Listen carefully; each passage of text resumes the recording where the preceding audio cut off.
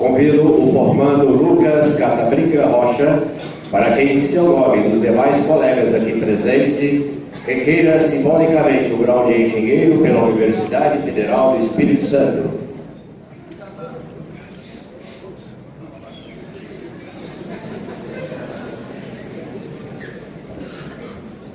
Senhor diretor do Centro Tecnológico da Universidade Federal do Espírito Santo, professor doutor Geraldo Rossoni Sischini, eu, Lucas Catabriga Rocha, requeiro simbolicamente, em meu nome e dos demais formandos, o grau de engenheiro por esta universidade.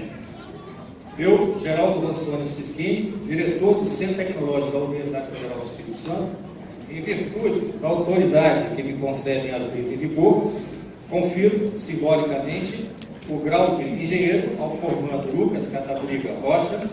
e aos demais formandos aqui presentes.